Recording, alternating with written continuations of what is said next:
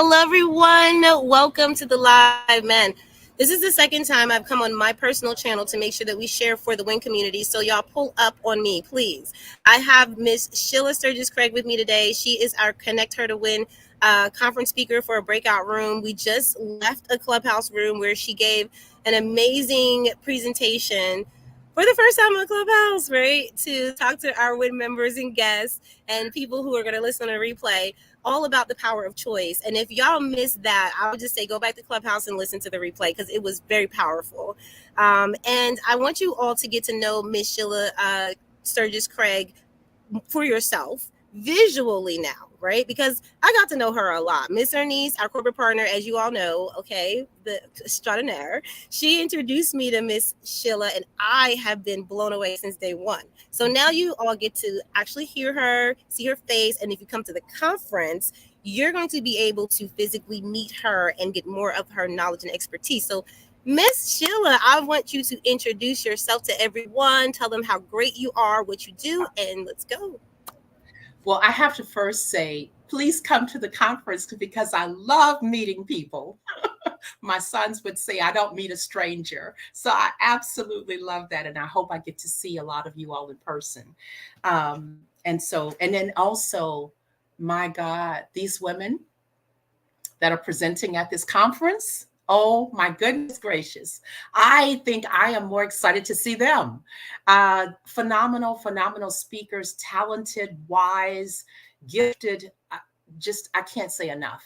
And I will tell you, it's life changing. It'll be transformative. So please come. So, with that said, my name is Sheila Craig. I also go by Sheila Sturgis Craig. Sturgis is my maiden name. And I won't bore you with that story, but I still have my married name, even though I'm divorced. I like to say who I am is a daughter and a granddaughter and a sister and a mother and a grandmother and a friend. And I'm originally from New Orleans, Louisiana. I'm here in Austin, Texas, by way of Hurricane Katrina. As I would tell people, my sister said it took a hurricane to get me here, whatever. Um, but I'm a descendant of ancestors who grew up in Sherry Quarters, a plantation where they were sharecroppers. I'm also the descendant of European ancestors who came over to the U.S. on a ship bound for America. I'm also the descendant of indigenous people who were here in America, and it was their land. Um, I'm also a descendant from people from Africa, and I'm really proud of my ancestry and of being here, that it took all of these people to get me here, right? So I'm a woman, I'm a leader, I'm a storyteller, I'm a creator. I serve in many roles in my life where I got to create roles. I got to establish my own work. I got to create some of my own teams. I got to transform systems and communities. And I got to create policies and laws that addressed racial disparities and racial equity. And I like to say this at the end, and I like to pause and say, in Texas. And I got to lead leaders, and I still get to do all of those things. I am a former civil rights director for the state of Texas. I just recently retired from that role a few months ago. I was also the director for the substance use prevention and misuse programs in Texas, where I managed over 400 programs and over $400 million in grant funding. I also was the associate commissioner for the Office of Minority Health Statistics and Engagement. That's also known as the Center for the Elimination of Disproportionality and Disparities. And that work was phenomenal. All of the work that I've done spans the US and Canada. I've worked with federal, state, local systems. I've worked with communities across Texas and across the US. I've worked with nonprofits and foundations as well. And getting all of this stuff out the way, I have a book called My Heart Speaks. I did some edits on my biography since I retired, and it'll be back in print in another month or so. But that book is sort of autobiographical. It's short stories, essays, and poems. And it's about my life and the people in my life, and about survival and about conquering. And the conquering part is my favorite. Um, I also I'm a co-business owner of Equity Action Alliance with a very good friend of mine, Virginia Flores, who's from Mexico. And it's not often that you get to manage someone, but also they are your best friend. And to have this kind of relationship where we can speak truth to one another and walk away and come back the next day and still be friends. Oh my God. Yeah, that part. I also just got my license to practice Sheila Craig Strategic Consulting in Texas. I've been doing consulting work for over 25 years. But now I'm doing it as an official formed business. And the previous one I mentioned, Virginia and I do that together, but this one is mine. As Allegra said, I'm going to be presenting at the conference, and my topic is what it takes to win: big, bold leadership. Now, I'm not going to tell you a whole lot about that because I want you to come and see. Because I guarantee you that what you think big, bold leadership is about might not be what you think it's about. So you need to come to my session and find out. Um, I I love interacting with people. I love meeting new people. Um, I love telling my stories. And I said this to Allegra on our other call in Clubhouse that when I'm no longer here, I intend to leave all of it behind because where I'm going, it's not going to benefit me taking it with me. So I want to make sure I leave it all behind, leave it all on the table. Um, let's see. A little bit about the work I do. A lot of my work is centered around, well, we use the term DEI, and I say DEI is like a cliche.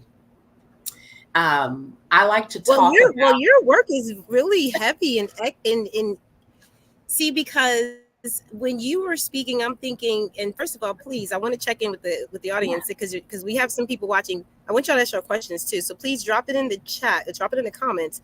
Any questions that come up for you, because as you were speaking, Sheila, I'm thinking that's a big title for mhm, the conference, and people really are going to have to dive deep to think about like what does that really include. And then yeah, you talking about all of what you do, run down the resume, honey. Like I'm talking about, I was just like, and another, and another. And I think that speaks a lot of volumes about, you know where you are in your life, like your confidence level, just, it always impresses me. And I just want you to talk a little bit more about it as you were going to, because your company is really a reflection of really who you are, I feel. But I just wanted to add that because yeah. y'all got to get to know Sheila, but please continue. Well, I like to think that who we are is formed in the womb, and how it evolves and how it grows is, sort of a composite of the people and experiences and life we've lived, right? And so what I know is that leadership is a part of who I am. It's not what I teach, or it's how I show up, and and I believe it. Right, I'm fully persuaded, and it doesn't mean that I'm a perfect leader, but it means that whatever I do, I own it. But I also, being a leader for me is about creating spaces for other people to also lead. And sometimes it's about me stepping back or stepping to the side when others have a better idea, and being able to support them, right? And to cheer them on. It's not enough for me. I said this about leaving everything on the table. It's not enough that I know what I know, but what's more important is that I give it away, that I share it, I provide it to others so that it will help develop them as leaders. And so I'm excited. I'm excited about the opportunity to give what I have. So I talk about the DEI work I do because that's a critical component. I consider it like a cornerstone. But I would also say that the leadership work I do is sort of an umbrella of all of that. And for me, if we're not operating humanely, if we don't have the ability to demonstrate humility, um, to recognize the greatness in others and understand that their greatness doesn't really impact us. Like, no one can take anything away from me that's mine, because what's for me is for me. And what's for other people, I can't take it from them either. And so I'm not offended if I miss out on an opportunity, or, a job or position goes to someone else.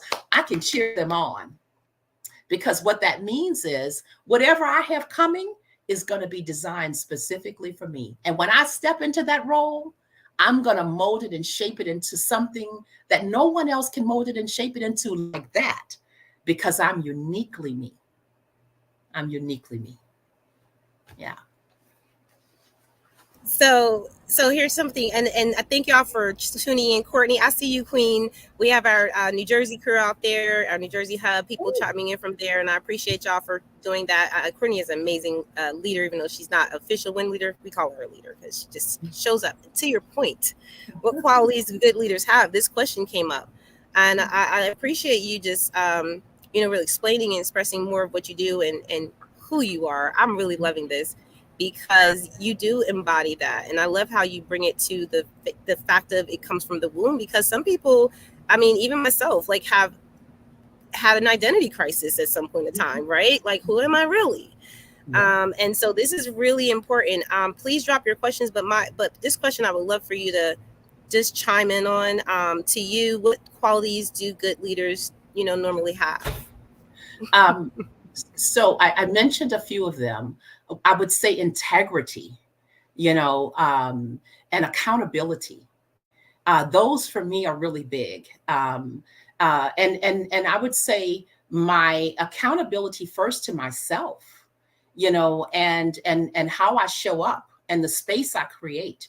I would also, if you would speak to any of the folks who've worked under my leadership, they would say, one of the things they would say is, Sheila creates a space for forgiveness, for people to fall and then to get up again and get it right. Yeah. And so, they would also say that I don't throw people away.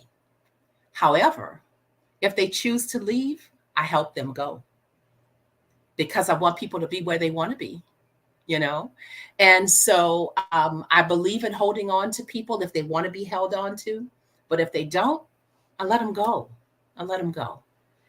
And I would. Mm-hmm. Please keep going. I'm sorry. No, that's okay. That's okay. I think it's important to have your own self-management, but it's also important for leaders, because in my experiences, what I've learned is, in working with leaders, that an individual could get to a certain plateau in their career, and they reach a point where they don't think they have anything else to learn. And I say that is the leadership graveyard. When you reach a place where you can't learn anything from anyone else, or you believe you already have all the answers, then that's the leadership graveyard for me. And I don't want to wind up there. That's not a place for me. I want to live. I would also say that in self-managing, to have people that you trust by you who will tell you the truth. Now, there are always these people, like I have a niece, and I call her my ride or die niece. If something happened to me and somebody did me something and she's in the passenger seat, you want to get out of the way. Or if she's in the driver's seat, you really want to get out of the way. So that's the niece I won't call when I know I've been done wrong, because I don't know what she might do. I will call a good friend of mine who, regardless of whether she agrees with me or not, she is going to tell me the truth. And she doesn't really care whether I like it or not. What she knows is that even if I don't like it and I feel some kind of way, one thing I won't do, and this is what my team would say, is I won't take my ball and go home. I'm going to come back the next day, show up, and deal with whatever the situation is, own whatever I've done, and make it right. And to me, a good leader needs to be able to do that. I see someone else as the biggest challenges I've faced as a leader. Whew, goodness, talked about one of those on the other call. I would say one of the biggest challenges is knowing who you are in the face of other leaders that may be in a more powerful position than you, that may even be in a position to take your leadership away. So I work in the great state of Texas. And in Texas, we have a law that says you are an at will employee. And if you are in a leadership role, that means they could just say one day to you, we no longer need your service. Bye. And you're gone. And so I made a choice early on that I would not let that carrot of a position dangle in front of me and control what I did or said, that I would do the right thing no matter what. One of my favorite quotes uh, is from Martin Luther King, and he says, on some positions, cowardice asks the question, is it safe? Expedience asks the question, is it politic? Vanity asks the question, is it popular? But conscience asks the question, is it right? There comes a time when one must take a position that is neither safe nor polite nor uh, popular. We must do it because it is right. It is the right thing to do. So for me, that is kind of like my banner of integrity. Um, because if I don't stand for something, then I could lose everything that I am for a position, for money, for anything. So my greatest challenge would have been facing an executive commissioner who reports to the governor, um, who challenged me in an interview um, and asked me the question, did I believe institutional racism existed? And the answer he wanted me to say was no, but I did a different kind of spin on that answer. And I was there. I'm still here. Not only did I get the job, but I got a $14,000 raise. And he had the power to say no. But We heard the sometimes, whole story. We heard the whole story of Clubhouse. I want them to go back to Clubhouse and listen to that because, for the yeah. sake of not repeating yourself over and over again with that story, because you have so many that are Yeah. going, like, y'all, listen, I've heard several stories that have, like, at least three that have changed my life today. In the Clubhouse, Miss Sheila was expressing things that she learned from her mom, the lessons that she learned in her relationships and with her employers. And also I really, because, I want to, we're here for a good time, not a long time, because we just took a whole hour of Miss Sheila's time. So I want to make sure that, because we did have a couple of questions on the table. Miss Karan stopped through. Thank you so much, Queen, for living up to your word. Because she said, I'm going to stop through and I'm going to just show support. She was honest, right? And she said, I got to go. I love the fact that you said something in this, and I'll kind of like, do the segue here to the outro, because they're going to see the links to your website, and eventually you'll be able to share your book when it comes out for everyone to read, because Miss Sheila has so much under her belt, y'all. But when you were talking about, I give room for people to I forgive them. I give them a way to make their way, to have a second chance if they need it. But you also give them a way to go, and letting them go, I think, is one of the hardest things, especially for women that I've worked with. I've faced that myself. Those lots of those challenges, relationships I just wanted to hold on to for whatever reason. Yeah. Um, I would love to hear from you more about that, just in a short version, right? Because we Mhm, do have to mhm. Yeah, save for the conference. But right, right. hit me, Yeah. letting go. I would love to I hear would, more about that. yeah, I would say that sometimes relationships don't mean the same to us as they mean to other people. We may think they do, but they don't always. And when I call it like a footprint. So when you're in a relationship, you're whether it's work, or, professional, family, community, your business, we have footprints that we leave in each other's lives. And you may leave a footprint that in your mind it's very impressionable and it matters, and they may leave one in yours, but that person, you don't own them. They're not obligated to us. I've had people that I've trained and developed, and I thought we're going to take this journey together, and then another opportunity comes and they're out of there. And I realized that it's not my job to hold on to them. I don't know who the people are that are going to stay. And I don't know the ones who will take what I've given them and then soar and do some other magnificent things that they were called to do. My job is just to give them what I have and trust the process. And so when a person decides that they want to leave for whatever the reason is, I help coach them out of that role or out of that position or out of my life, whatever the case may be. And I let go. And it doesn't mean that I'm uncaring. It doesn't mean that I may not feel some kind of way about it. But what I can separate is how I feel about that person and about the situation, and maybe losing them in the role they've been in my life. I can separate that from the fact that that person also has a role and a responsibility that they have to fulfill, whatever that might be. And so if I hold on to them, I may also be preventing the next person who's coming along from having their place and their role and their responsibility and their imprint in my life. And so for me, it's about letting go and letting people move on and do them, and me continuing to make the impression and doing the things that I do and influencing lives in the way that I can.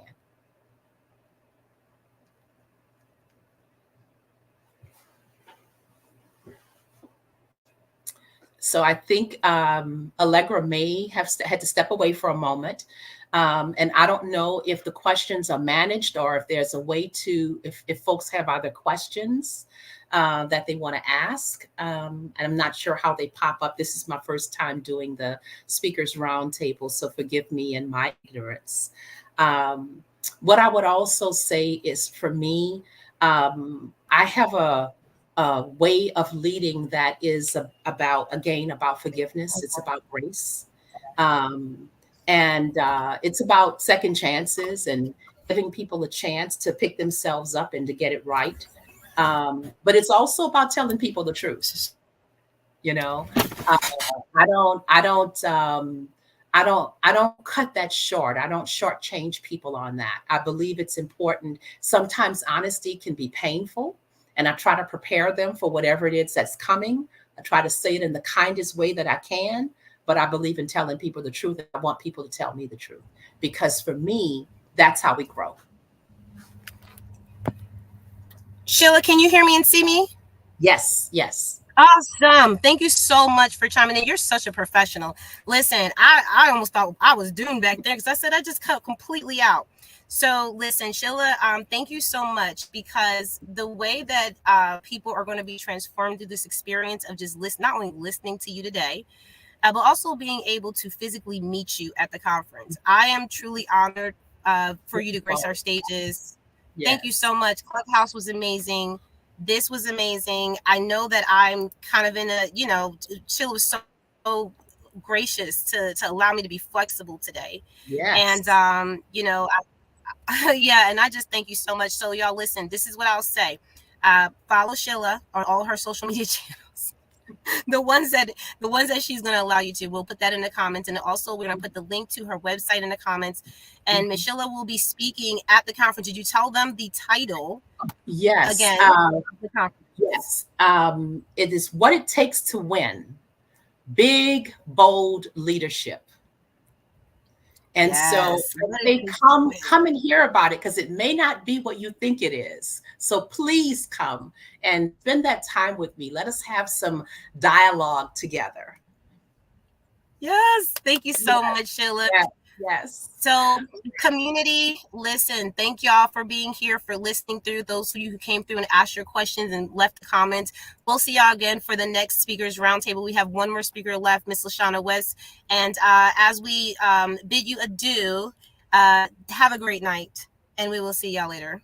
See Bye. you. Love Bye y'all. bye.